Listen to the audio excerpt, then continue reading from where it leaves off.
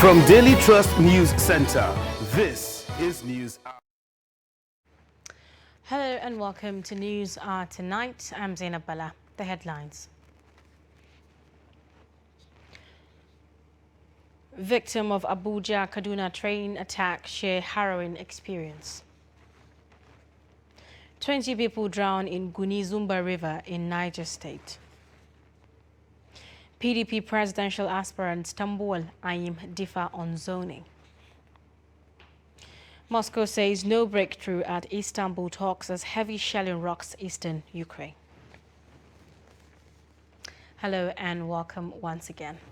Now, following the shutting down of Abuja Kaduna train services as a result of bandits' attack, commuters have resorted to traveling by road. Chamunda Beng visits Jabi Motor Park in Abuja to speak with passengers on this development. Attack on a train plying the Abuja-Kaduna route resulted in not just injuries but the deaths and abductions of several passengers. As a result of the incident, the Nigerian Railway Corporation was forced to shut down operations, leaving Nigerians who intend to make the journey to Kaduna with no other option than the garages and parks. Now we're currently standing in the popular Jabi Garage, where Nigerians continue to make the journey to Kaduna despite the incident. Nobody seems to be happy about the situation because I think they had it coming for a long time. We've been hearing of the tracks being vandalized in one way or the other, but for it to be getting to this extent of having a bomb being detonated on the train, it's really a heartbreak for the nation at large. The train seems to be the better options when it was really working fine. But for now, I think the buses feel safer for me to take than going for the train now. We in this part of the world, we are very religious people, so we're always hoping on God to just take us to our destinations in peace. You can't really depend on the security on the road now because they are doing their best, but it seems as if water pass Gary. So that's just the situation of things now. So we're just praying. Everybody leaving their homes now, it's like you going down on your knees and praying, God, just take me to my destination. You really can't put your hopes or your going to the journey being safe on the security as it is right now. So it's just on God.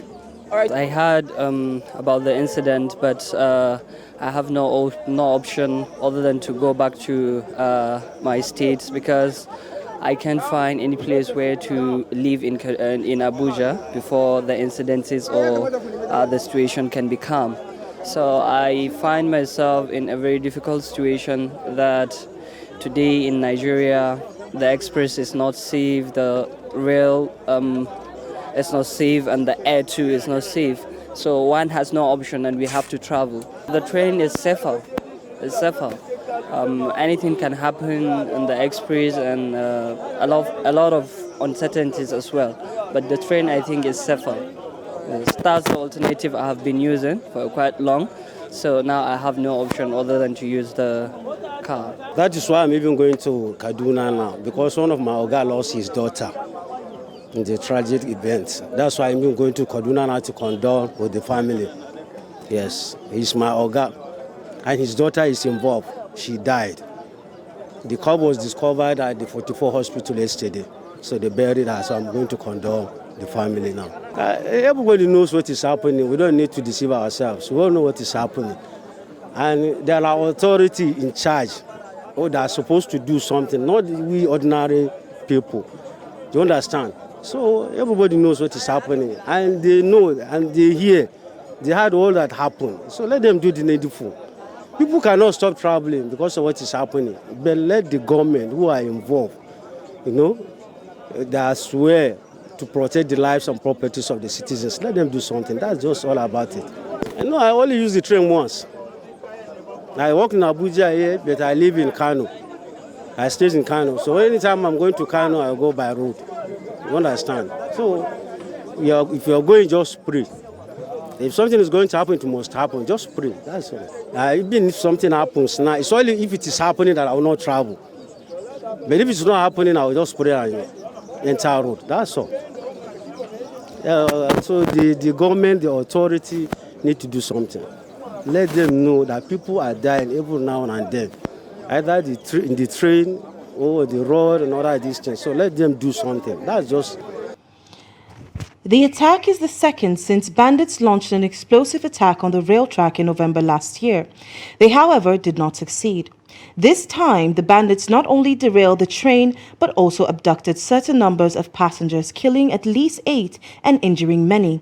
A visit to Jabi Motor Park indicates an increased inflow of passengers because of the suspension of train shuttle service. Chamun Dabeng, Trust TV News, Abuja. Now, victims of bandits' attack on Abuja Kaduna train continue to share the harrowing experience of audacious ambush on passengers. At least 26 passengers sustained injuries. 8 dead bodies have been recovered. Fatima Laden visits St. Gerard Hospital, where victims are responding to treatment. Her report. The attack on Abuja Kaduna train on Monday night will remain on the minds of many for a very long time. Fatima is one of the victims of the attack, and the trauma she went through cannot be forgotten easily. Muna tafiya kawai like 20 minutes to arrive to Kaduna. We were on the train 20 minutes to arrive in Kaduna. The train started shaking and it drilled from the track and stopped. There was sporadic gunshots from all angles, and the security men in the train asked us to lie. So after we laid down, the gunshot persisted. I was in the VIP when the bandits broke the door and we were on our knees with our hands up. They took away some people.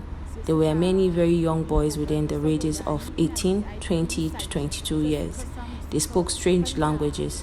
I speak Fulfulde and Hausa, but they spoke very strange languages. Their mode of dressing was unlike Nigerians. The first time we were rushed to the hospital, we got treatment and nobody asked us to pay anything. We got emergency treatment when we came around 1 to 2 a.m. in the morning. We were asked to pay hospital bill. When Deputy Governor came around 7 a.m., she directed that all injured victims should undergo free x-ray, but after she left, we had to pay 5,000 each for the x-ray. Not many of the victims are fortunate to survive with injury like Fatima. She is discharged to go home, but scars are still in hospital. Whereabouts of several others is still not known, leaving their loved ones in agony and uncertainty. Fatima Salaladen, Trust TV News, Kaduna. A tragic one there. Now, in the meantime, passengers in Kaduna also resorted to traveling by road after suspension of train services following Monday's attack on Abuja Kaduna train. Train services and other business activities at the Rigasa railway station were brought to a standstill. Commercial vehicle operators are now in business. Before, we normally load like 30, 25, but now we have increment of 40, 45. Well, we ply the road every day. We only hold on to God, and as we hold on to God, He is always saving us through. And it's something that we have determined to do, because that is where we eat, we feed our family. Our friends are also benefit from it. I rode to follow the train, but unfortunately, what happened, the incident that happened, make us change the route to follow road now. Everywhere you are, even the train, man, there's no rest of mind. Even the train, there's no rest of mind. You see what happened? A lot the train, if the train can get that incident, the car is a small thing. They will just finish them at once. But what we are looking for is that the government to provide enough security. We know what happened is unfortunate. It's painful. The drivers call for deployment of more security operatives to the Kaduna-Abuja highway, as many are now plying the road. We need security to be enough security to give us in that road. Since that they bamboo that train, they should give us no security for that road. Because if they don't know enough security, I don't think that that road will be using though. Because now, many people now are using that road now. If you can road, the road is very busy, like more than before. I'm calling on to government on this day that they should try their possible best to make sure the security in this land should be a top priority for them, so that all this kind of news we will not be hearing them. Many Nigerians use the train as safer alternative to the road, which for years have been dangerous. from Kaduna to Abuja is just 164 kilometers. If you are, in fact, in an ideal situation, you are supposed to travel from Kaduna to Abuja in less than 1 hour 30 minutes. But number one, before the security issue, look at the situation of the road. It takes you nothing less than 3 hours to get to Abuja from Kaduna. Number two, look, in fact, anybody that is traveling to Abuja, I'm going to tell you now, his heart is beating until he arrives to his destination. Because, in fact, even if it's a halt you saw in the road, you get scared. Monday attack is the second audacious on the passenger train that left many dead, injured, and abducted. Fatima Salaladen, Trust TV News, Kaduna. There you go. Now, at least 20 people, including women and children, drowned in Gunizumba River while fleeing due to an attack by bandits. The victims escaped when bandits attacked Guni and Kugwaku community of Munya local government area of Niger State. The incident occurred on Wednesday morning when bandits simultaneously invaded the two communities, forcing the locals to flee. As at the time of filing this report, Niger State Police Command's Public Relations Officer DSP Wasiu Abiodun did not respond to calls, and a message was sent to him. Still ahead, two presidential aspirants of People Democratic Party (PDP) are divided over which zone should produce the party's presidential ticket flag bearer. While Sokoto State Governor Aminu Tambuwal wants the ticket zone to the north, former Senate President Pius Anyim commends South to clinch the ticket. The two aspirants were in Lafia and Nasarawa State to seek support for their presidential ambitions. Abubakar Abdullahi sent in this report. As part of the build-up to 2023 presidential election, the two PDP presidential aspirants were in Lafia, the Nasarawa state capital, where they met with the leadership and delegates of the party. Speaking to journalists shortly after addressing the party faithfuls, Sokoto State Governor and presidential aspirant of the party, Aminu Tambuwal, said for the 6th times the party is contesting presidential election in the country. The North contested only twice, and in the 16 years rules of the PDP, the North occupied the seat for less than 3 years, hence the need for the party to field the northern candidates during the 2023 presidential election. If you talk about zoning and you insist on zoning, the President of Nigeria in PDP should be zoned to the north. And you don't need to go far to understand why. Of the 6 presidential candidates that PDP fielded, 4 were from the south, 4 times, and the north had it only twice. And PDP normally zoned for 8 years. When President Obasanjo was given the mandate, the zoning remained, and he had a clinched second term. When Goodluck blessed memory, passed on, Goodluck Jonathan took over, he recontested in 2015 after having contested in 2011. So he had 2 mandates of the party. Now, the last zoning, which was done in 2017, was what produced Atiku Abubakar as candidate of the PDP. So there's still a second chance for a northern candidate on the platform of PDP. And when you look at the years spent by PDP in the presidency, out of the 16 years of PDP, 14 were presidency in the south, 8 by President Olusegun Obasanjo, 6 by President Goodluck Jonathan. Malam Umaru Yar'Adua had only 2 years and some months as president of northern extraction. So even if you go by this, and out of the 24 years by the time President Muhammadu Buhari would have finished serving his term as president of Nigeria, the South would have done 14 years out of 24 years, and the North would have done only 10 years. So if you talk about zoning, if you talk about fairness, if you talk about equity, all of these parameters are in favor of a northern presidency. I am concerned about PDP winning election. And in 2015, barely 5 years after President Erdogan died, from Kaduna State, APC, out of strategic thinking, went back to Kaduna State and nominated President Muhammadu Buhari out of strategic thinking for them to win the election.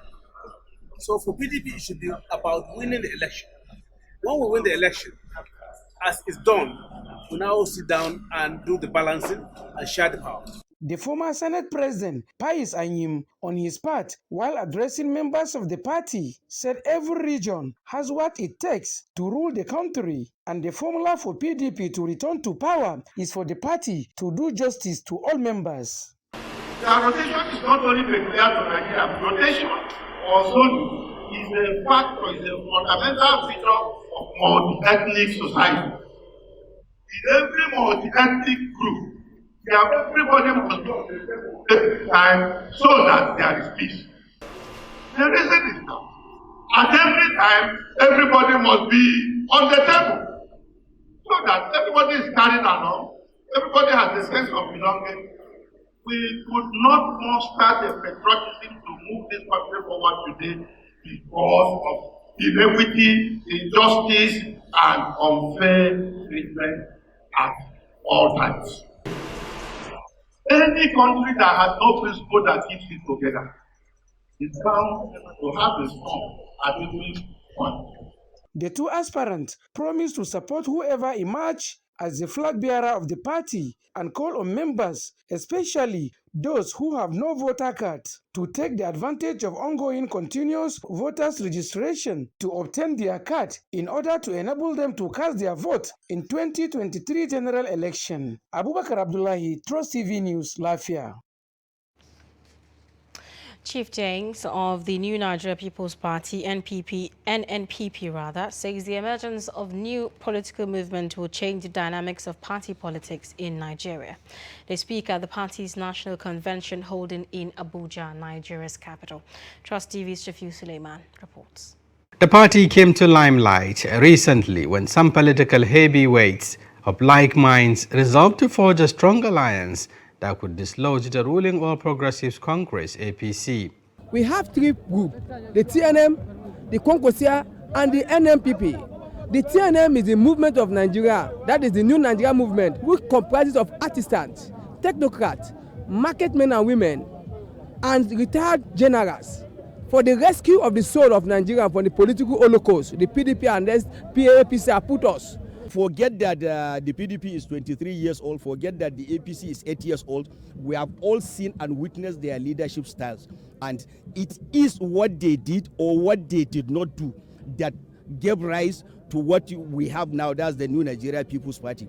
An arrowhead of the new political movement and former governor of Kano State, Rabi Musa Konkaso, hours ago decamped from the main opposition People's Democratic Party, PDP, and obtained membership of the New Nigeria People's Party, NNPP. A move some political analysts say is a bid to explore the strength of his vast followership at the forthcoming election.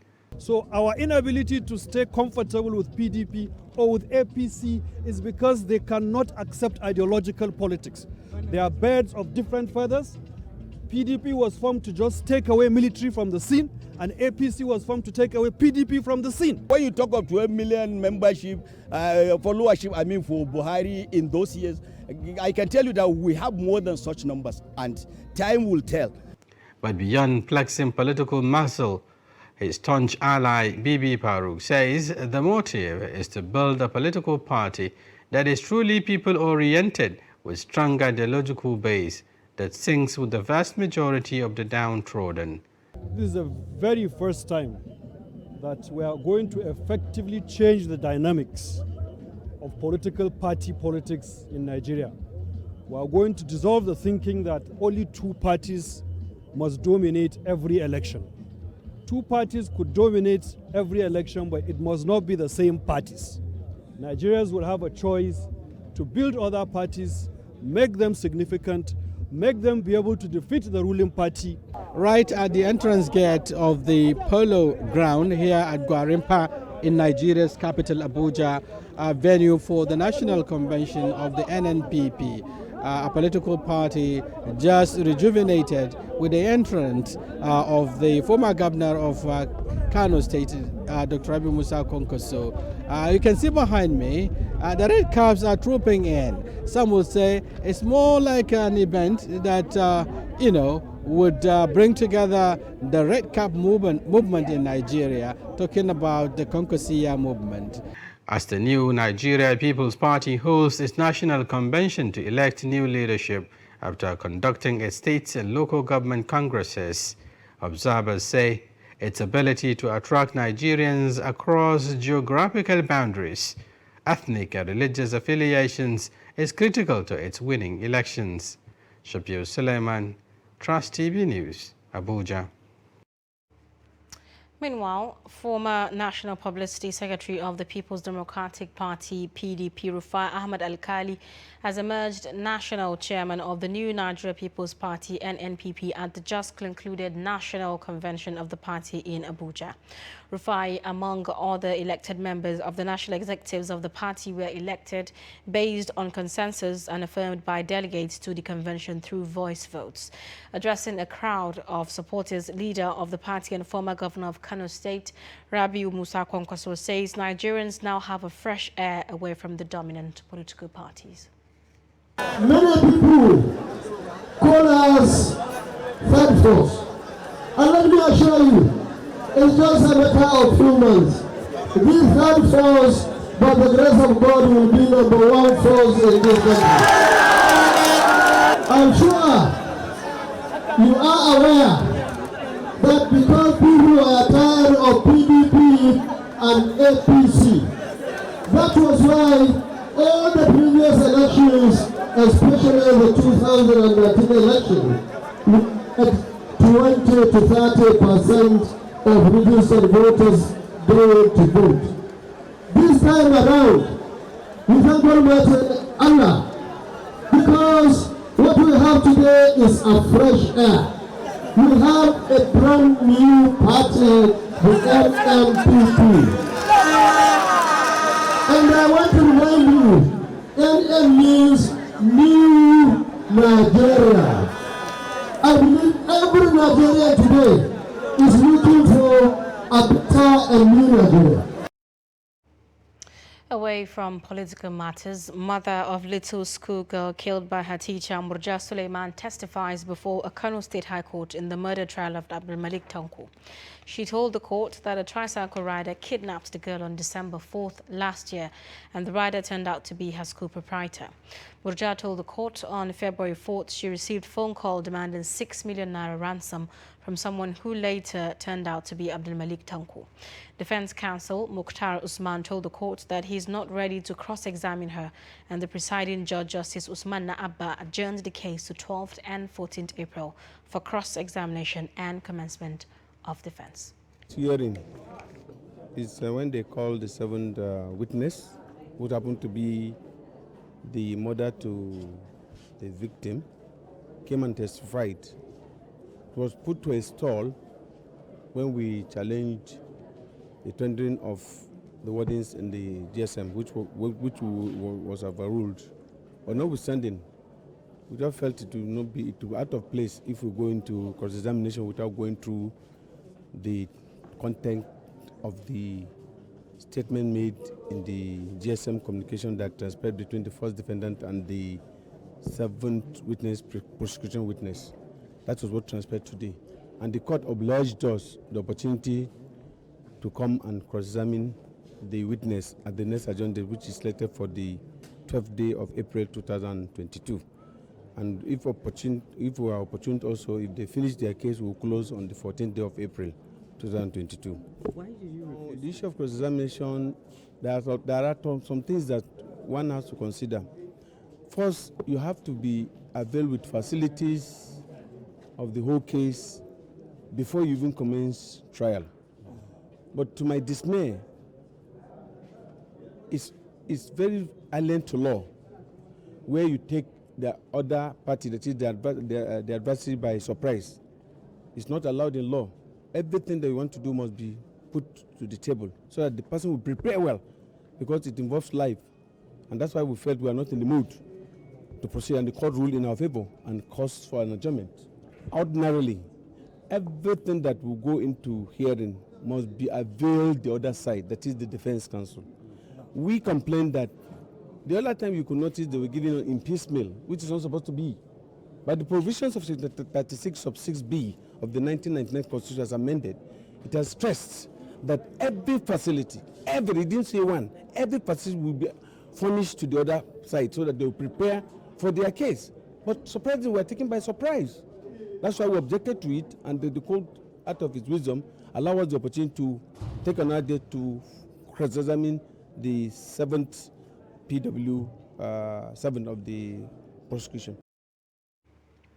Elsewhere, Osun State High Court sitting in Oshogbo on Wednesday dismissed a no-case submission filed by all the accused persons in the murder of Obafemi Awolowo University student Timothy Adegoke. The court said the owner of Hilton Honor Hotel Ile-Ife, Abdurrahman Adedoyin, and 7 other accused in the matter have case to answer over the death of Adegoke, who lodged in that hotel. Prosecution counsel Emo Mosun had prayed that no case submission by all the defendants be dismissed as prima facie case has been established based on evidences presented before the court. Osun State Chief Judge Justice Adekbele Ojo, in her ruling, dismissed the no case submission for lacking merit. Responding to the ruling, defense counsel Kainde Eleja told the court that they were not ready to immediately file their defense. He then prayed the court that the defense counsels would require time to prepare their defense. Justice Ojo adjourned the case till 25th of April for the hearing. Now, police in Adamawa State has arrested one Kama Hamanjoda for allegedly bathing his female lover with acid because she refused his marriage proposal. The police in Adamawa told Trust TV it will soon arraign Kama in court after investigations revealed the suspect's culpability. Ladi Ishaku is a 27-year-old final year student of the Federal College of Education, Yola, lying critically wounded from an acid bath while sleeping outdoor on March the 17th.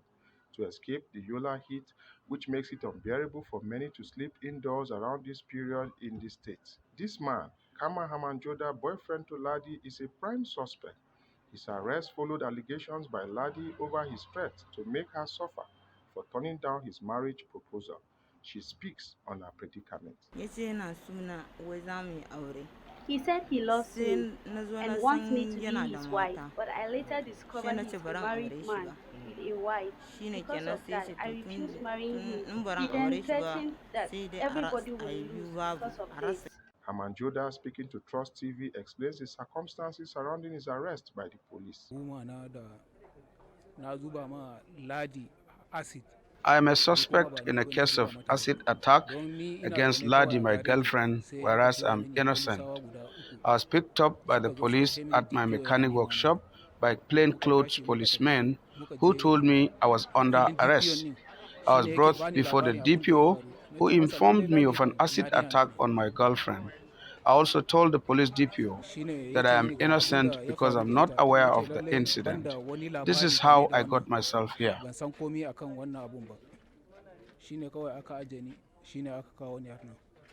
any stone unturned to get justice for the victim of the acid attack. Upon receiving the report, the command apprehended the person in connection of the case, and the Commissioner of Police have directed investigation into the matter. As I'm talking to you now, the command is investigating, and we are gathering both human and material evidences available to see how we can charge him to court for law to take its course. Nigeria Security and Civil Defense Corps NSCDC in Osun State arrest a 35-year-old man, Ola Emmanuel of Okeoniti area in Oshogbo, for allegedly battering his 6-year-old son for eating the food meant for both of them. The commandant of NSCDC in the state, Emmanuel Ocheja, speaking through the command's public relations officer, Atanda Olabisi, described the action of the man as barbaric. Emmanuel is separated from the mother of the boy. The angry father allegedly descended on the little boy and beat him with a cable for finishing food meant for both of them. He also used dangerous objects to inflict injuries on the body of the boy. Some of the residents of the area raised alarm that the man might kill the boy. The neighbors reported to the Nigeria Security and Civil Defense Corps when the men rushed to the house, rescued the boy and arrested the father. Some members of the community said the man often subjected the boy to regular torture and abuse. He said the boy was full of scars and wounds sustained in the previous torture. The neighbors said the boy was no longer going to school because the man could not sponsor his education. He still repeat himself by him yesterday. Okay. And that thing is very ridiculous. Okay. Very annoying. And that's why out of annoyance, I lay my hands on him and he was beat. And I beat him and he got several marks on his body. Like he's saying something that is not belonging to him, like being too, greedy. He likes putting eyes into people something, and if you give him food, you can immediately you leave home or you leave him alone. If the food is still around him, he can, no matter how many the food is, he's going to make sure that the food finish. And that's the same thing that brought me here, that led me to this. So you beat him because he's too covetous and too greedy? How old is the boy? 6 years. Yes. What school does he attend? Extra modern college school. What class is he? Nursery 2. Nursery 2. Do you stay with your wife? No. You don't stay with your wife? Yeah. Is he your only son? Yeah. Eh? And your only child? Yes. You're watching news on Trust TV. Coming up, you get to see the story of how Irish potatoes grows in Kaduna State. Stay with us.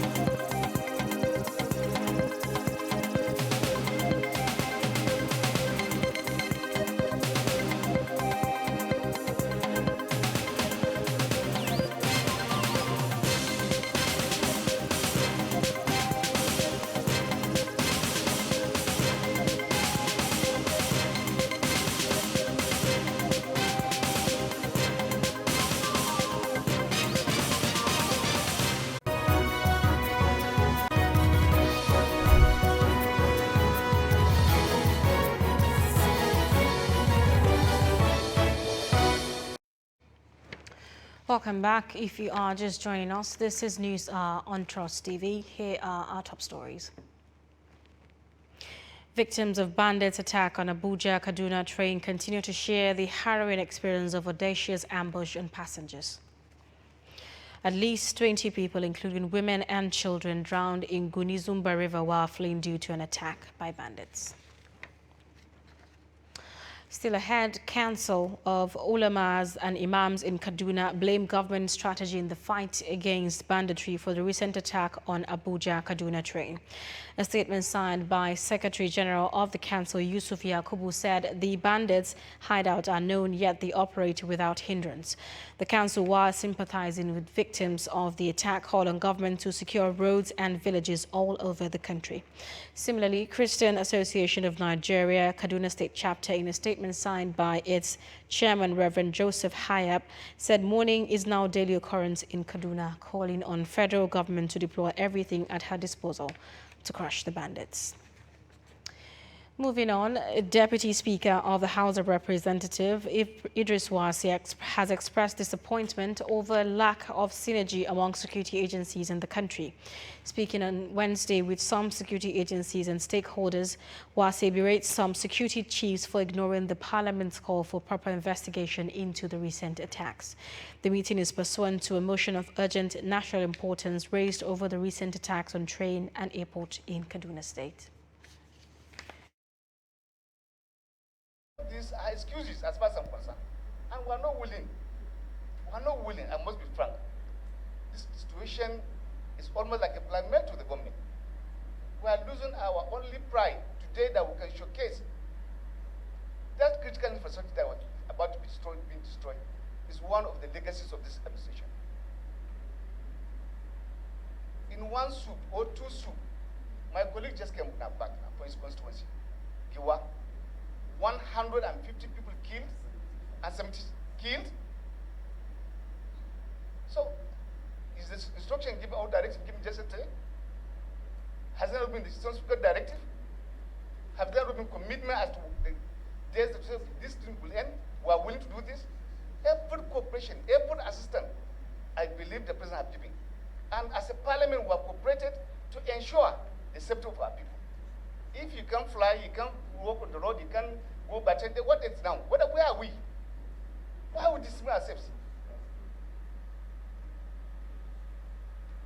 We respect all of you. We honor you. But let's come together and put our heads as people concerned, as Nigerians in leadership.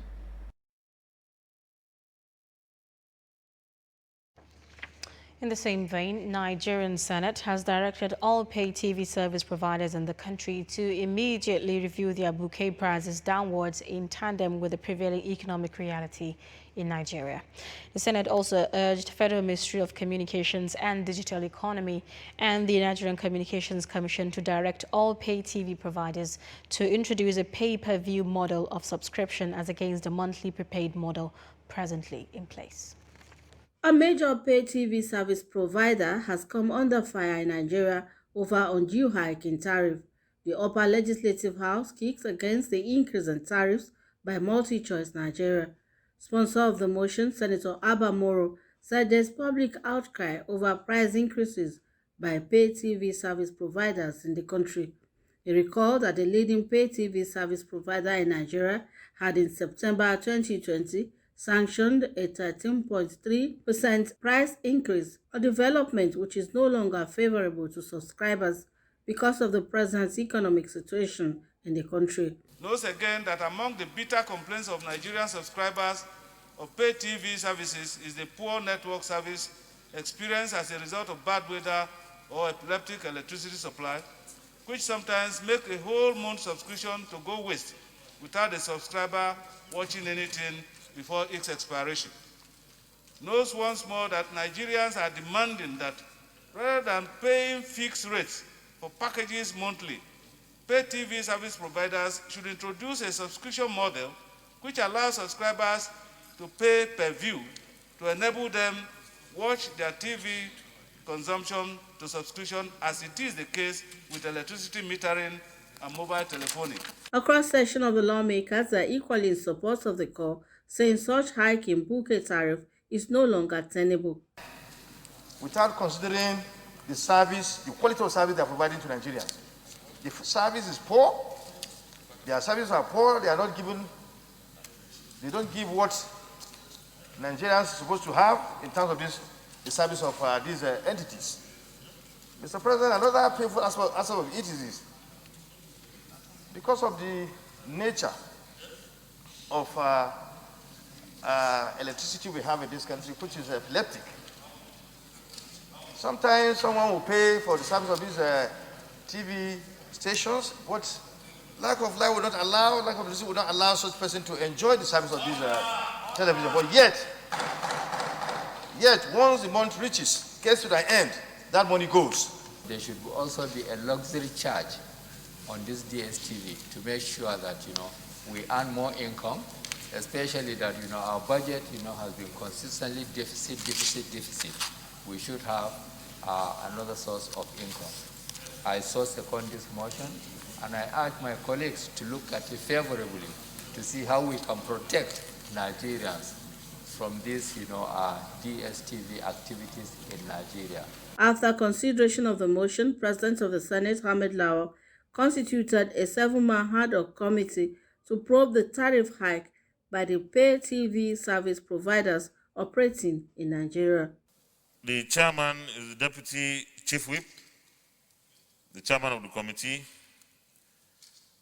That's Distinguished Senator Aliyu Sabi Abdullahi, members, Senator Suleiman Abdukari, Senator Oluremi Tinubu, Senator Yusuf A. Yusuf, Senator Leko Mustafa, Senator Chukuka Utazi, and Senator Ekon Yakin. And they have 1 month, because we need comprehensive. At the end of the day, we should have all these unnecessary payments that we make to DSTV and others reversed. National Drug Law Enforcement Agency NDLEA has arrested a drug kingpin heading a syndicate operating at the Murtala Muhammad International Airport, Lagos, and 6 other members of his gang. Spokesperson for the National Drug Law Enforcement Agency, Femi Babafemi, who confirmed the arrest on Wednesday, said the Lagos Airport drug syndicate is behind the smuggling of over 1 million tablets of tramadol, seized on Tuesday, the 15th of March, by NDLEA operatives in collaboration with Aviation Security and Customs Service personnel at the airport. Babafemi also revealed that a professional methamphetamine cook and a lawyer were also arrested in Owerri, Imo State, and Ado-Ekiti, Ekiti State, respectively. The seizure includes 17 cartons of 250 milligrams of tramadol, branded as Tamra, weighing 669.70 kilograms, and 5 cartons of 225 milligrams tramadol under the brand name Royal, with a gross weight of 217.15 kilograms. He further stated that a psychotropic substance, which was imported into the country from Pakistan, was smuggled through the airport tarmac using one of the vehicles of the Skyway Aviation Handling Company and was intercepted at the Federal Airport Authority of Nigeria personnel yard. The Federal Executive Council has approved the award of contracts worth over $1 billion to purchase eye-scanning lie detector and digital night vision goggles devices for the National Drug Law Enforcement Agency. The Attorney General of the Federation and Minister of Justice, Abubakar Malami, announced the approvals on Wednesday after the Federal Cabinet meeting presided over by President Muhammadu Buhari at the Council Chambers of the Presidential Villa in Abuja. He said the federal government had considered the deployment of technological equipment, skills, and competences to assist NDLEA saddled with the responsibility of exterminating illicit drugs, trafficking, sales, and consumption. Malami said the 2 memos presented by his ministry on behalf of the agency for the contracts were approved as NDLEA had performed wonderfully well in dealing with the scourge associated with drugs. Drugs Law Enforcement Agency is an agency of the government saddled with the responsibility of exterminating illicit drugs, trafficking, sales, and consumption. Arising from the fact that they have been doing wonderfully well in terms of dealing with the scourge associated with drugs, the federal government has considered the possibility of making added provisions and employing and deploying technological equipment, skills, and competencies that will assist them in delivery. So this morning, 2 memos were taken. One, it was a memo seeking the approval of the Council for the award of contract for the supply of eye-scanning lie detector. Our technology has improved to the extent that we have in place technological equipment that have the capacity to detect whether you are indeed speaking the truth or indeed you are lying in the course of investigation. So for the purpose of enhancing the capacity of the NDLEA in exterminating illicit drugs, trafficking, sales, and consumption, the federal government has considered the need and possibility of indeed providing these equipments to NDLEA. So a memo in that respect was presented, it was taken, and the contract was approved for Messiah's Zetabyte Technologies Limited to procure for the agency these lie detectors equipment. A 35-year-old graduate of mechanical engineering in Kaduna State, Abdullahi Bature, has made a breakthrough in farming. Bature produces Irish potatoes in Kaita local government area, considered as semi-arid zone where Irish potatoes cannot grow. Kaita is located a few kilometers to Nigeria Republic, but endowed with fertile land with potential to grow a variety of farm produce. Abdullahi Ahmadi visited his farm.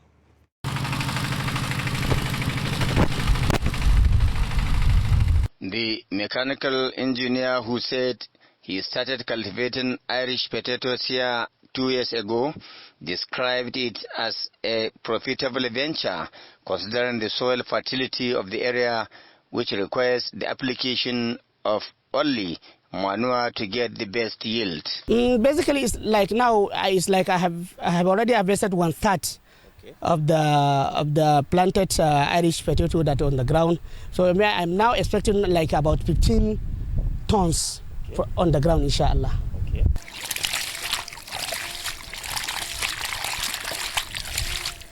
This solar-powered borehole is being used by Abdullahi Bature to provide enough water for the irrigation activities, which enables him to produce other farm produce such as cabbage, pepper, onions and tomatoes, among others. In 2022 alone, the young farmer produced over 800 bags of 50 kg Irish potatoes here, which he said happens to be one of the best in terms of size and quality.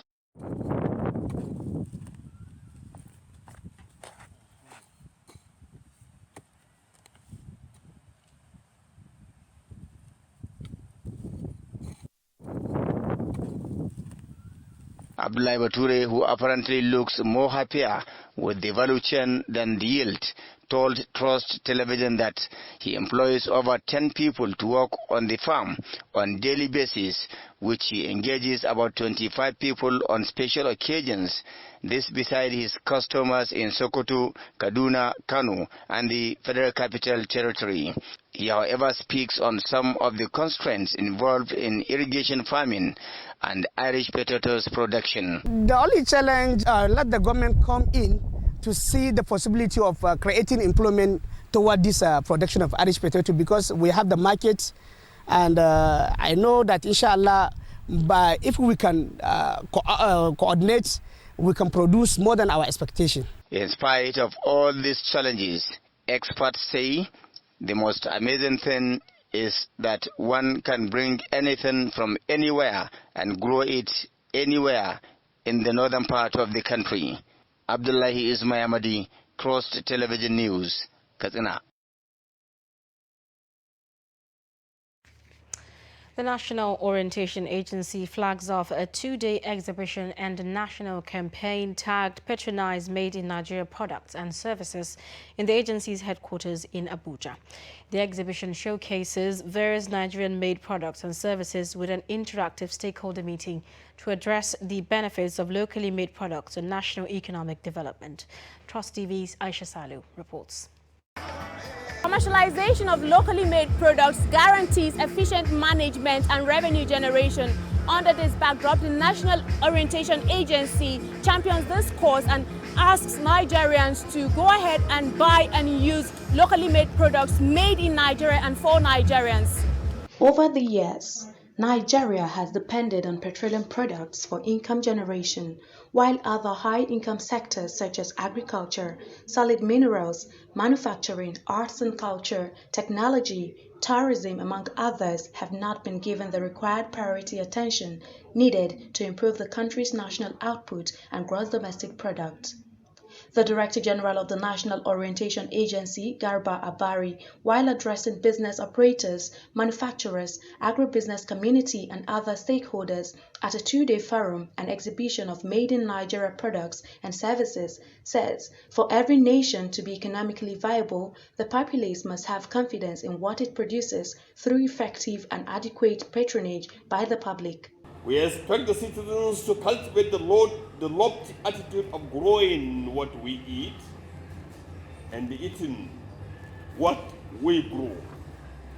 We also expect a healthy competition amongst stakeholders and the quality producers so that we make the patronized made in Nigeria products a reality.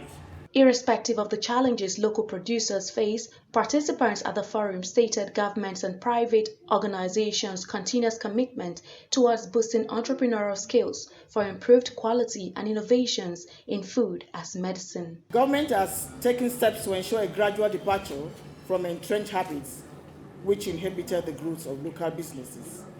One of such steps was the institutionalization of Economic Order 003, which encourages ministries, departments and agencies to procure locally made goods of up to 40% in the annual procurement process, except such an item is not locally produced. Nigerians need constant reminders that it is not possible to grow our own economy when our first choice for clothing, food, and other essentials are foreign items. We need to make a conscious effort to choose made in Nigeria branded items before considering others. Government can only create an enabling environment to allow business to thrive, but the responsibility is on every Nigerian to take a stand for patronizing Nigerian goods and services. To be an entrepreneur, you must be inspired. Bring your creativity to the surface. Take action. It's not enough to have an idea and sit down at home, but get up, take action. All right? Then have the courage, because a lot of persons around you are also going to be discouraging you when you begin to share your idea. So you need to have courage to take the risk of whatever I want to do. Instead of just focusing on the right to health and pushing the health system, I have to move back to begin to look at the story of change, that we cannot have the right to health without the right to healthy food and healthy environment. The resolution at the stakeholders meeting at the NOA headquarters in Abuja discourages Nigerians, especially the middle class and the higher class, from patronizing imported products and services, but encourages them to go ahead and buy Nigerian products, use Nigerian products just so to enrich the economy of the country and also to show the patriotic spirit of Nigerians. Aisha Salihu, Trust TV News, Abuja. There you go. Now, the Central Bank of Nigeria has said the Apex Bank and the participating financial institutions have disbursed over 3 trillion Naira intervention loans to facilitate economic recovery since the outbreak of COVID-19 pandemic. The CBN Governor Godwin Emefiele said the loans were disbursed to households, small and medium-scale enterprise and smallholder farmers to cushion the effects of the pandemic. The CBN Governor stated this at the Ekiti State University, Ado-Ekiti, while delivering a convocation lecture entitled The Role of Central Bank in Managing Economic Downturns to mark the 40th anniversary of the institution. Represented by the Deputy Governor Corporate Affairs, Edward Adamu, the Governor said 948 billion naira was disbursed to 4 million smallholder farmers to boost food production. He added that apart from encouraging farming, the scheme introduced to revive the ailing economy had generated 12.5 million direct and indirect jobs for unemployed youth. And on the foreign scene, Ukrainian officials reported shelling around the capital Kiev and the northern city of Chernihiv on Wednesday, despite a promise by Moscow to scale down military operations there. Meanwhile, Norwegian Defense Ministry said on Wednesday that the country has donated more weapons to Ukraine to help the country defend itself against Russia's invasion. The latest shipment, which has already been completed, is 2,000 M72 anti-tank weapons, raising the total number of M72s donated by Norway to 4,000. Russian Foreign Minister Sergei Lavrov on Wednesday said Moscow would work with Iran to take practical steps in an effort to circumvent Western sanctions. Now let's join Adeni Ajishafe for the latest in sports.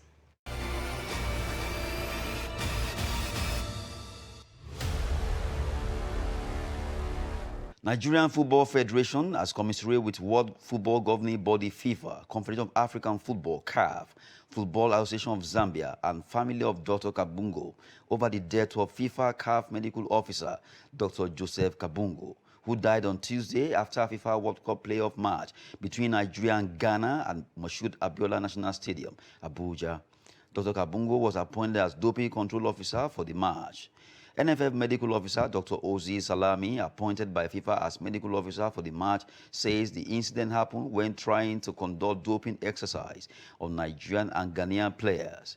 General Coordinator Kabore Bosilong from South Africa called for attention when Dr. Kabungo suddenly started gasping for breath, while FIFA security officer for the match, Dixon Okelo from Uganda, witnessed the incident. As he tried to resuscitate him, when this did not work, he was rushed to hospital where he gave up the ghost.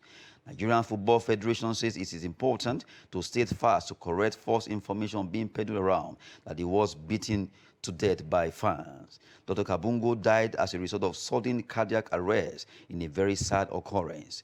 NFF, medical team, and officials of High Commission of Zambia will decide on next line of action following the demise of Dr. Kabungo. That's Sport News. I am Adeni Ajishafe. Well, with sports, we've come to the end of news for tonight. Do not forget to follow us across all our social media platforms. I'm Zainab Bala. Thanks for your time and company.